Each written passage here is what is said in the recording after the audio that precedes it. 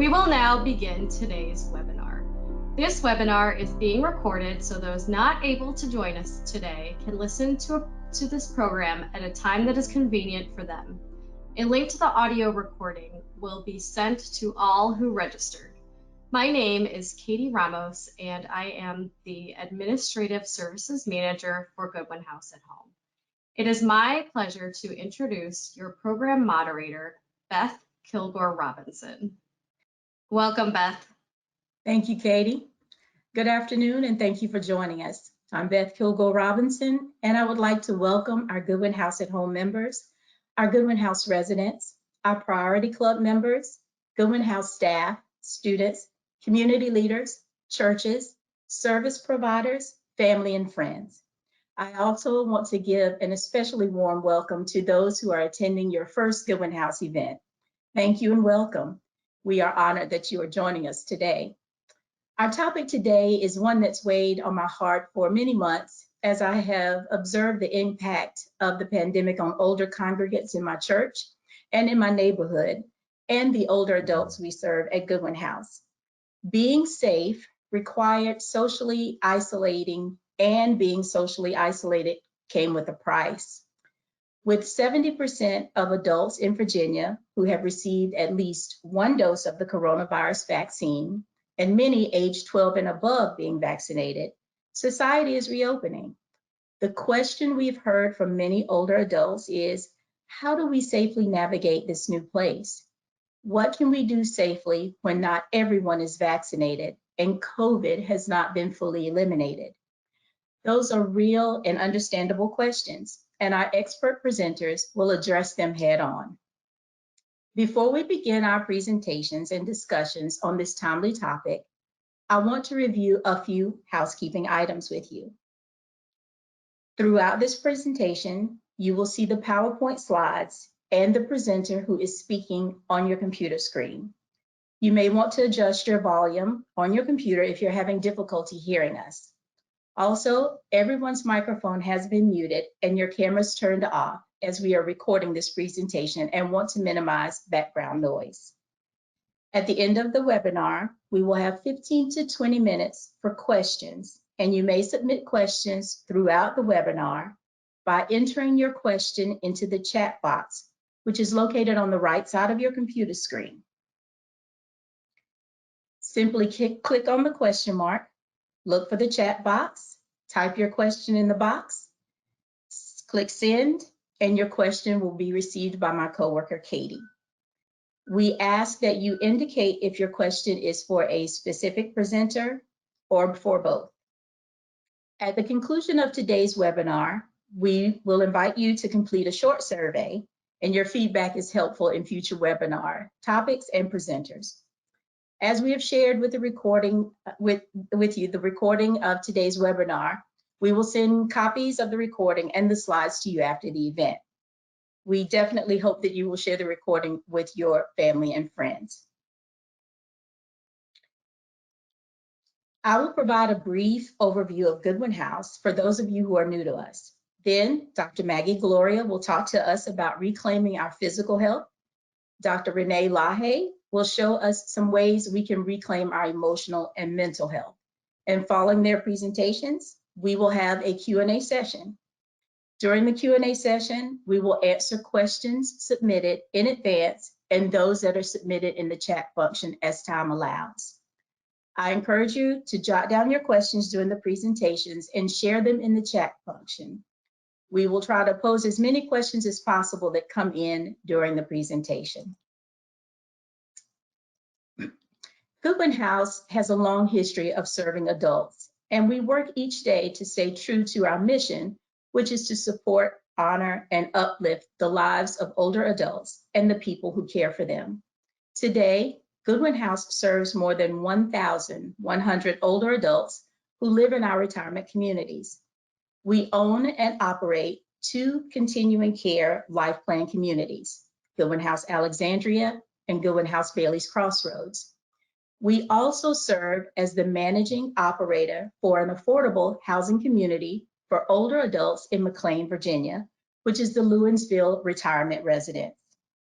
Goodwin House is unique in that we support older adults wherever they live, including in their homes.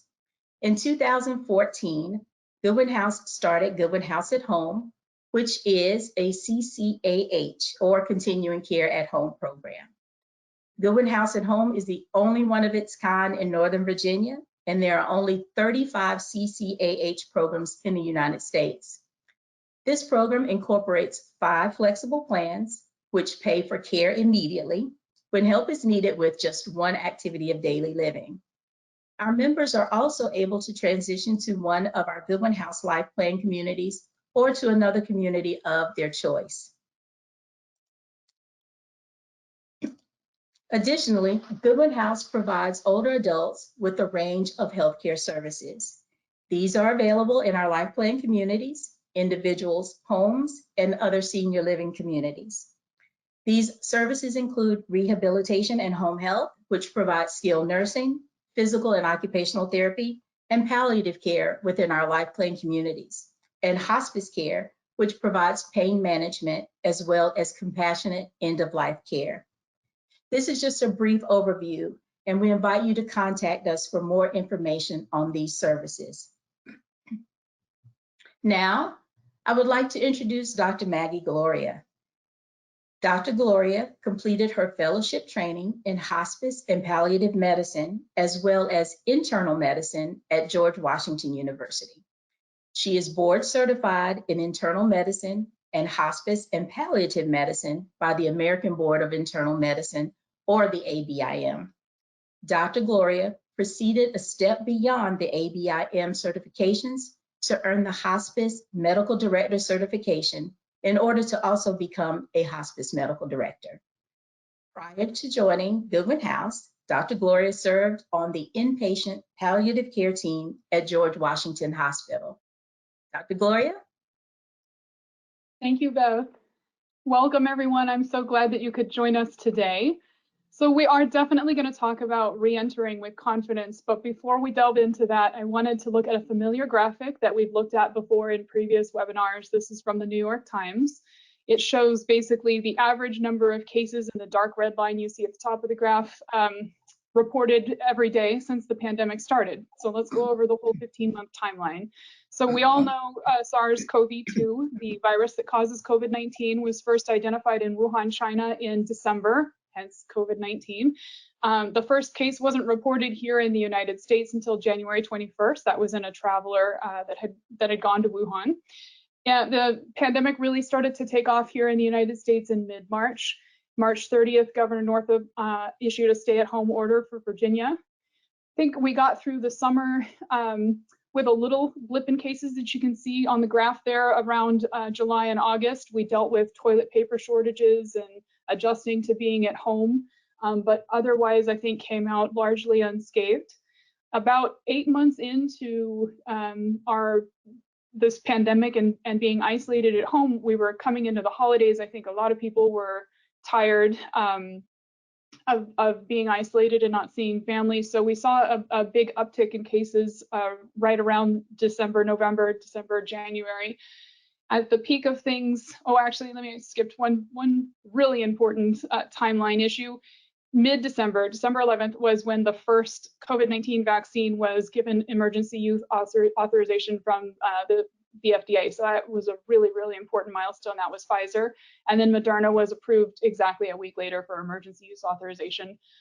But despite the vaccine being available, because of course it takes some time to roll that out, in mid-January, we were seeing as many as 250,000 new cases of COVID-19 being diagnosed in the United States every day. And you can see that at the very, very top peak of the graph there. Around the same time, about 3,000 people were dying in the US every single day from COVID-19. Luckily, since that time, the number of new cases has dropped precipitously. And I wanted to look a little bit more at that in detail on the next slide, actually. This is a new graphic. This is published by PBS, and it's made with data from the CDC. So if you look at the red line on this graph, that's the exact same line that we were just looking at on the previous graph. That large peak is that mid-January peak that I just mentioned. That was when cases were at the worst. And you can see that it has, just like on the previous graph, dropped precipitously since that time. Now, if you look at the blue line on the graph, start over at the very bottom left-hand corner, that's when the vaccine was first approved, and then the first vaccine was actually administered on December 14th. Since that time, the number of vaccines that have been administered in the US has gone up exponentially. We are now at this point, we have given 300 million doses of COVID-19 vaccine. Like Beth mentioned earlier, more than 70% of the adult population over the age of 65 in the US has been fully vaccinated at this point. So as the vaccination rate increases, that blue line goes higher and higher and higher. You see the red line coming down more and more and more. So subsequently, Governor Northam lifted the stay-at-home order May 9th, and then the CDC came out on May 13th and recommended that adults who are fully vaccinated don't need to wear masks in most situations. So there are still a few cases when you would still want to wear a mask, like in a healthcare setting, if you're immunocompromised, or if you're going to be in a situation that you know is high risk. So for example, if you're going to be in an enclosed space with a lot of people that have not been vaccinated yet, that might be a scenario where you'd want to keep your mask on. But really, this graph really beautifully represents how we are much better off now than we were at one point. And I think that the reason that we're so much better off is because most people are fully vaccinated. So the vaccine trials we talked about in previous webinars, we talked about how well the vaccines performed during clinical trials. They're performing equally well in real life, which again is how we got to where we are today. So that leads us to re-entering with confidence. So let's look at the next slide. We're going to talk a little bit about the effects on our cognitive and physical health of all of this social isolation. So let's delve into the cognitive part first. I've also mentioned in previous webinars that the effects on our cognitive function of social isolation are well known and they're well studied. I'll go further today to say that there have been a number of studies done during this COVID-19 pandemic, specifically in older adults, both with and without previously existing cognitive impairment. So we're going to talk a little bit about even in people that do not have any underlying cognitive disorder, so like Alzheimer's, for example, any form of dementia, even in quote unquote normal people, there's no such normal in medicine, but in generally otherwise healthy people, we see the effects of social isolation on cognition. So for people that don't have underlying cognitive impairment, we see increased stress, increased sense of loneliness, disrupted sleep patterns, and an increase in depression and anxiety. And as many studies that have been done on the subject, the results are all pretty consistent, what people are reporting that they're experiencing. That being said, not everyone experiences these symptoms, and that's totally normal too. In people that already have underlying cognitive impairment, we see more confusion, we see more irritability, we see increased sleep, and we see apathy or the lack of interest in engaging in the world around them. Again, there have been plenty of studies that have been done. The results are all very similar, that these things increase as people are socially isolated. Now, I'll go a step further to say in clinical practice, we do research studies to gather data because we want to prove that something that we're seeing is actually the case and it's not a coincidence. But I would say that for me in my practice, the vast majority of my patients are over the age of 65 and the vast majority do suffer from some cognitive impairment. I can tell you I see it every day. I see the decline, an overall decline from being socially isolated and not having that interaction and that stimulation every day. So what can we do to help? Let's go to the next slide and we'll talk about some tips to help improve our cognition. So the first thing is to reconnect with friends and family as much as you're comfortable, as much as you're able to do so, as again, things start to open up and we return to our new normal. Try and exercise. A lot of us haven't been exercising as we've been quarantined at home, so try and incorporate that. Eat well, prioritize your sleep. That's very important to your cognition and your brain function. Making sure you're practicing mindfulness as a technique to reduce stress, and then getting medical attention that you need. And that last point is twofold. So by that, I mean, if you have high blood pressure that's not well controlled, you have diabetes that hasn't been well controlled, your cholesterol isn't well controlled because maybe you haven't been going to the doctor as much as you should, over the past year because we've been in the middle of a pandemic. those things don't help your cognitive function for sure. So making sure that your medical issues are well controlled is a good way to make sure that you're doing everything you can for your cognition. The second part to that bullet is if you're worried about your cognition, if you're worried that your memory is worse, since the pandemic started, I highly recommend that you go and talk to your doctor. Number one, most people that come to us and they're worried about their memory is fine, but it's very nice to at least have that reassurance from your doctor. Number two, if there is a problem, getting medical attention early is really helpful. There are some interventions that can be tried, and there are certainly things that we can do to help you and your family make the best of some memory loss or what have you, okay? So let's hop into the effects of social isolation on our physical health. So to start with, the decrease in physical activity that we've all experienced, I think, certainly I have, weight gain, loss of muscle mass. So when any person, the average adult, gets hospitalized, for example, within 24 hours, if you're in a bed, you start to lose muscle mass. So imagine a whole year of not getting as much exercise as what we're used to. I can tell you, I certainly have experienced it. I went out and purchased myself a Fitbit so that I can actually track how many steps I take in a day. And now I have objective evidence of how inactive I am every day. So consider that. Having this decreased physical activity, it can increase your blood pressure, which in turn can increase your risk of having a heart attack or stroke. It can cause gastrointestinal issues. So some of that, like an increase in gastroesophageal reflux or acid reflux, is from stress alone. Nausea and diarrhea can be caused from stress alone. And then constipation can be caused from immobility. So all kinds of gastrointestinal things that you're seeing physically from our lack of getting out there and exercising and working out as much as we can. So what can we do to try and combat this inactivity that we've all experienced over the past year? So start slow and listen to your body. I've mentioned this again in previous webinars. If you are someone who is an avid tennis player, you may not want to go hit the court and play a full game of tennis the first day out. So take it slow, listen to your body. Check in with your doctor if you have concerns or if you have underlying illnesses that should be monitored by a physician. If you've had a heart attack, for example, in the past, probably want to get okay from your doctor before you start engaging in physical activity. Set a routine. So these things work best if you're exercising at the same time every day. Stretch gently for 30 to 60 seconds for 3 sets on each limb, really. So each leg, each arm, each whatever you feel like you need to stretch before starting any activity. And then try and incorporate weight or resistance training. A lot of times people think about the cardio aspect of things and they forget about the resistance. So building muscle mass is very important to your physical health. And you can't build the muscle mass just with cardio alone. So try a resistance band or light weights or whatever you can to try and add in that resistance training. And then pick a workout buddy. And that actually checks 2 boxes in one because it's social interaction and also you're getting exercise. So very good way to get back on track. Beth, that's all I have. Wow. Well, thank you, Dr. Gloria, for reminding me that my quarantine 15 is normal and for helping me reclaim the track for my physical health. Yes. So while Dr. Gloria focused on our physical health, we can definitely we're definitely delighted to have an expert with us today who will focus on our mental and emotional health coming out of the pandemic.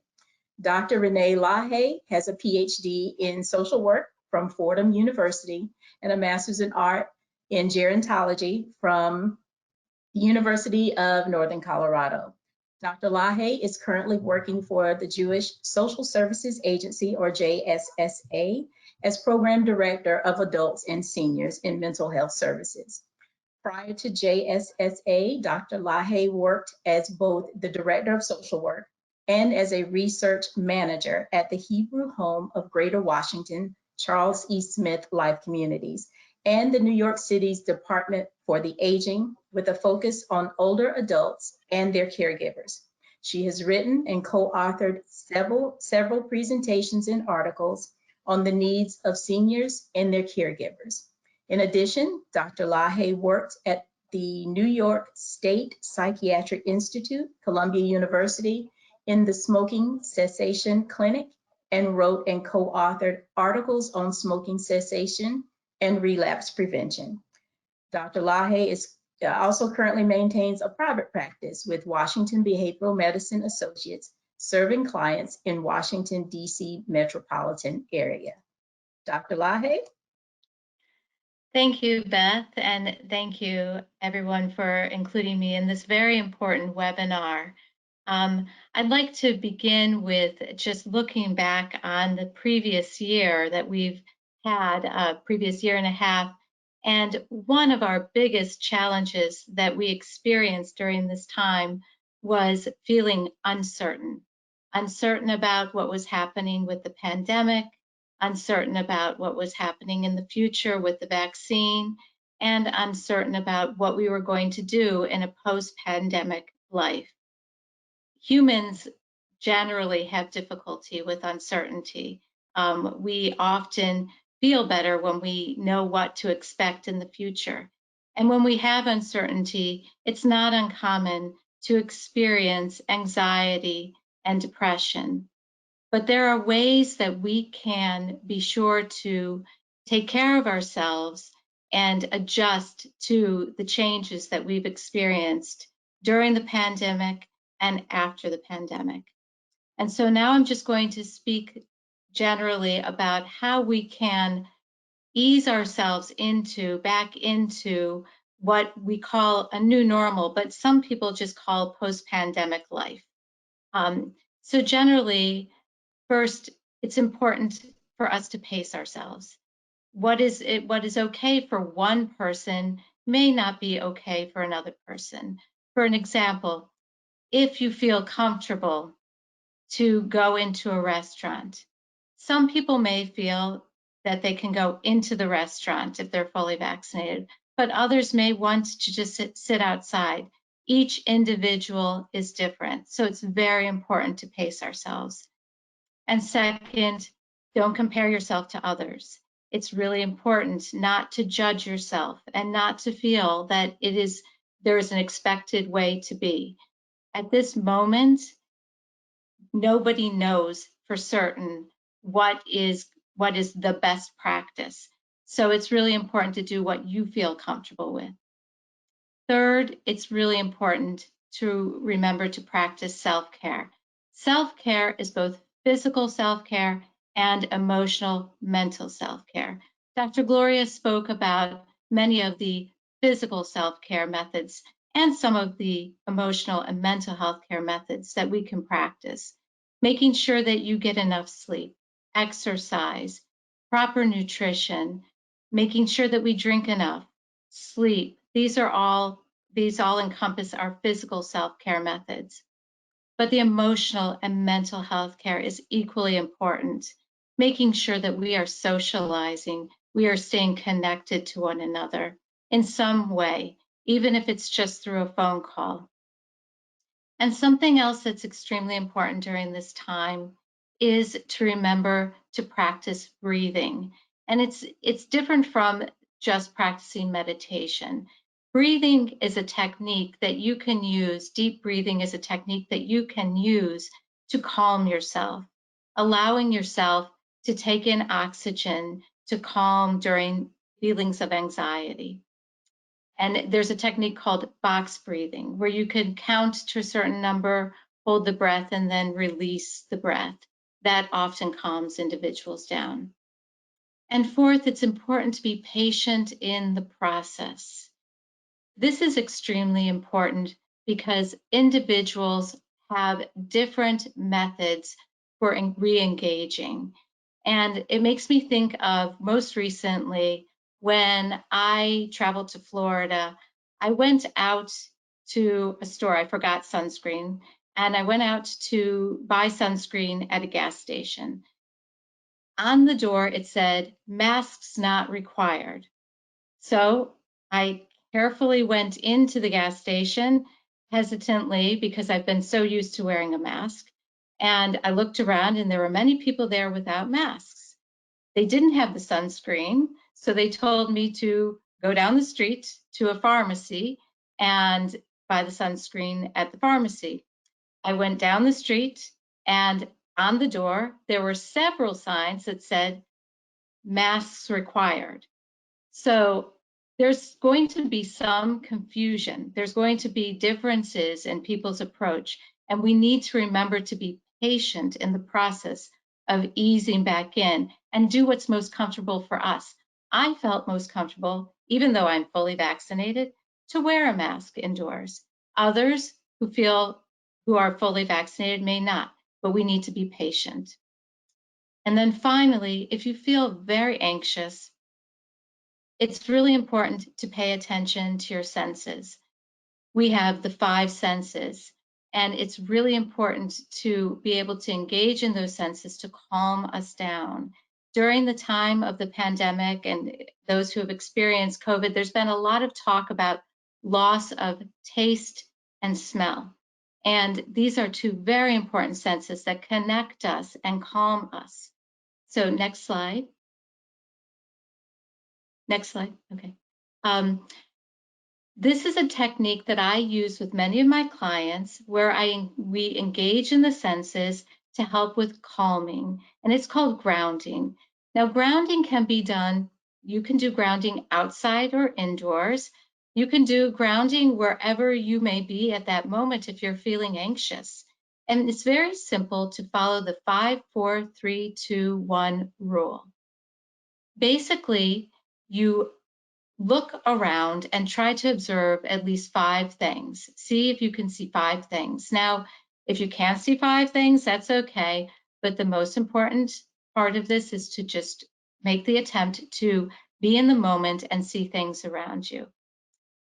The next is 4 things that you can touch. Now, if you can go outside, and it's not necessary because if you're in a Harris Teeter or if you're anywhere else that you can't go out, maybe you're driving your car, obviously you can't stop your car and get out of the car. But if you can go outside and you can touch the earth or touch the leaves, something to help you with calming. And then 3 things that you can hear, 2 things that you can smell, and 1 thing that you can taste. Now, this one might be tricky if you don't have anything like a piece of chocolate or something that makes you feel good. Then you can imagine the taste of something that's pleasurable. We all have the ability to use our imaginations to be able to imagine what something good tastes like. So basically, by following these rules, it grounds us. It brings us back into where we are. And it keeps us in the present, basically. So that helps bring down our anxiety. Okay, next slide. Many of my clients have been curious about when, they are having, things are getting worse, or they have concerns about, do I need to get more help? Am I okay? So these are the signs and symptoms to look at to make sure that if you do have a very difficult time with re-engaging in society, it's important to recognize. So we usually look at a 2-week period. And during that 2-week period, we want to know, are you feeling sad or down most of the day, nearly every day? Are you having difficulty? Are you feeling like tearful or that you're going to cry? That's often a sign that you're having a more difficult time. Also, if you've lost interest or pleasure in things that you used to enjoy. So for example, if you used to enjoy gardening and all of a sudden for about a 2-week period or longer, you just can't get out and garden anymore. That's often something that we look for. Of course, as Dr. Gloria mentioned, we need to pay attention to sleep, eating, and concentration issues. Are you sleeping more or less? Are you eating more or less? Are you having difficulty with concentrating on a book or a movie? These are signs that we look for if someone is having a more difficult time. And the 4th one is very important because this is often something that comes up frequently with discussions about post-pandemic, avoidance of leaving home. Are you afraid to leave your home because of the virus? Or are you afraid to socialize because of the virus? there are professionals available who can help with those. And now that everything is virtual, the majority of professionals are able to meet with you through Zoom or another platform to do therapy. So that's something to look at. And finally, it's really important to seek out help if you're having thoughts about hurting yourself. Professionals are available to talk through whether you need to be in a safer environment, but that is an indicator that it's really been very difficult for you. And so another very important piece of this is to remember that the majority of people who go through a crisis do not need to have some type of intervention. The majority of people can depend on social interaction. Connecting with others is what's key to help us get through a crisis. So I like to refer to Helen Keller. I love this quote that she has that I think is very relevant for these times. When one door of happiness closes, another one opens. But often we look so long at the closed door that we do not see the one that has opened.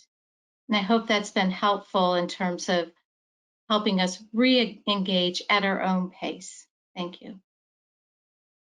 Thank you, Dr. Lahi. That's very powerful and truly a wonderful reminder that patience is a virtue as we are working on the process. So now we want to turn to the questions from our audience. As a reminder, you can submit your questions by using the chat functions on the right side of your screen. And please indicate which panelist you would like to answer the question or if you would like both to answer. So we have the first question for Dr. Gloria. And it says, I lost my sense of taste because of COVID. Will this ever return? That's an excellent question, and it's actually hard to know. So a lot of people that lost their sense of taste and smell due to COVID-19 are finding that it takes a very long time for it to come back. So I think time will tell. My hope is that yes, although it may take a long time. All right, well, thank you. Dr. Lahi, this is a very interesting question. I have enjoyed being isolated during the pandemic. Is this normal? Yes, actually, this is something that does come up quite frequently. We are, as humans, we adapt to situations, and it's not unnatural to adapt to this situation. So it's actually understandable, and I think, that's where I go back to. It takes time. Pace yourself. Don't rush it. Go at your own pace. And know that it's going to be different for everyone. But it is okay to have adapted and adjusted. The only thing to look at is if you start to avoid doing things that you used to enjoy doing. So if it gets to a point, then I would recommend reaching out to a professional or somebody else who could help you through that. Okay. All right, so Dr. Lahi, we also have another question for you. It says that I liked your ideas about grounding. Can you say a bit more, and would yoga or Tai Chi help with grounding?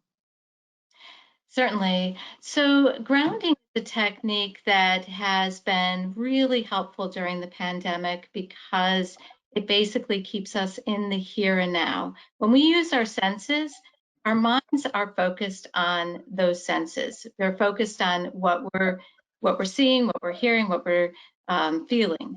And so yoga uses similar techniques. Yoga uses the breath, it's in the present, and depending on where you go for yoga, you could do something that is not too intensive, yet very beneficial.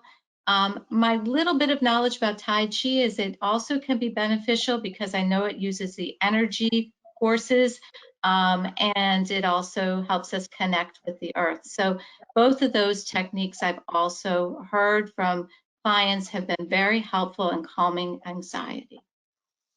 Okay, thank you. So Dr. Gloria, speaking of Tai Chi, this one is actually a physical health, and it asks, what if I'm experiencing pain as I work out? That's a great question. So it's going to be very normal for us to be a little bit sore as we're starting to get back into our workout, our exercise regimen. So I would definitely expect that you are going to be sore the next day, but there's a limit. But there's a difference between being sore and having outright pain. So expect some soreness for sure as we get back into things. If you're having overt pain, then that's something you should talk to your doctor about. Okay. All right. Dr. Lahe, how do I politely decline invitations for social events that I don't want to go to and can no longer use the pandemic as an excuse? That's a great question. Well, I think that during this time, individuals are more understanding about declining invitations, and we don't have to use the pandemic. However, most individuals will understand if we are pacing ourselves, that if we're not comfortable, I think it's okay to say, I'm really not comfortable. And being able to say, maybe let's check in another month or so. But it's going to take time. And it's best not to force yourself. It's best not to judge yourself, and just go at your own pace. It's similar to the way that when we first started this, when we first started going into the pandemic and lockdown, it came pretty suddenly. And it was kind of like a light switch, went on, off. Whereas now this is going to be more of a gradual, I heard someone say it's kind of a long runway. Picture a long runway of getting back in and re-engaging, and knowing that it's not going to happen automatically, and that's okay. Really don't put pressure on yourself, but know that others are going through a very similar situation, and it'll just take some time. Okay, thank you. We do have another question, and it says this is for either Dr. Leahy or Dr. Gloria.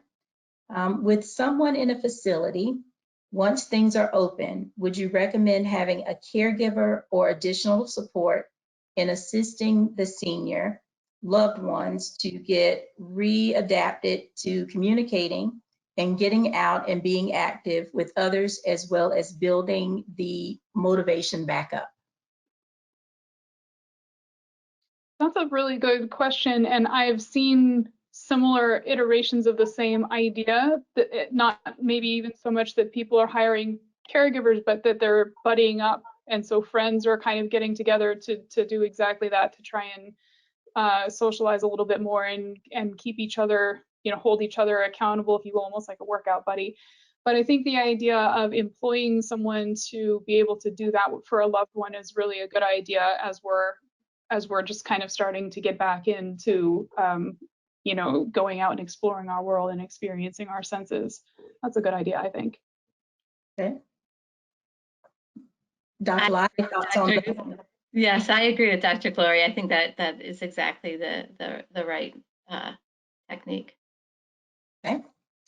So this one, I guess it could be for both. It says, I'm finding myself exhausted by even short social interactions. Do you think this will go away in time? Well, yes, I do think it will go away in time. But again, I think that we really don't know how long it will take. I think that it's understandable to feel exhausted. This has been an exhausting year and a half for everybody. So, so again, not to push yourself, but to realize that this is something that is new to everybody and will take time. And so doing it in very short amounts, knowing that it's going to take time to get used to socializing again. Do we shake hands? Do we hug? I have relatives European relatives who kiss on the cheek. There's a different, you have to start rethinking how we're connecting. So it's exhausting to be thinking about, how is the social situation going to be? Are we going to just bump elbows, or are we going to hug? So these are things that's going through everybody's mind, and it's okay to be feeling that, and to know that you have to just listen to your body, listen to your mind, and take it slow.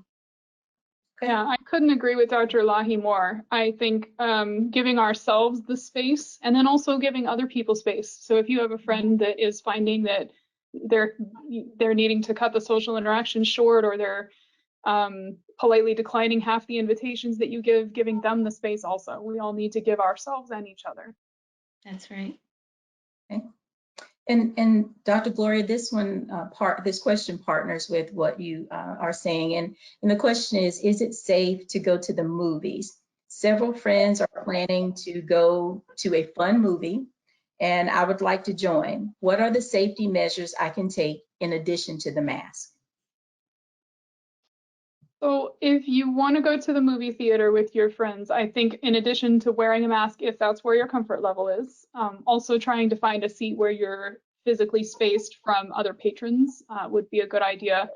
A movie theater is an enclosed space, but it's a rather large space. So there are charts and such that are published by the CDC and other organizations that actually risk stratify these exact types of events. And I can't, to be honest with you, remember where the movie theater falls on that spectrum, but I wouldn't guess that it's real high risk if you're fully vaccinated. All right. Well, I don't see any further questions. You ladies were very popular today with the questions. So thank you both for joining us and answering questions. We truly appreciate the updates and the reminders of mental and physical health, and definitely promoting and reclaiming our physical and emotional health. So we would like to invite each of our guests today to join us. We have some upcoming webinars. One includes June 29th at 11 a.m. Let's talk about stronger memory. It's a conversation with Rob Liebrick, who is the CEO of Goodwin House, and his mom, Wendy. Rob began Stronger Memory program, and it is offered free to all by accessing it on our website. If you'd like to register for this webinar, you can go to goodwinhouse.org/events. If you'd like to access the Stronger Memory curriculum, you can definitely go to the goodwinhouse.org site and research Stronger Memory and pull up all of the program. And again, it is free of charge. If you need more resources on healthy aging, or you would like more information about Goodwin House as a service provider, you can also visit our website at goodwinhouse.org. We have lots of resources for mental, physical, emotional well-being, your nutritional health, all to help you age as best and as well as possible. Again, we'd like to thank you all for joining us today. We wish you the best as we all rejoin society with confidence. Have a great afternoon.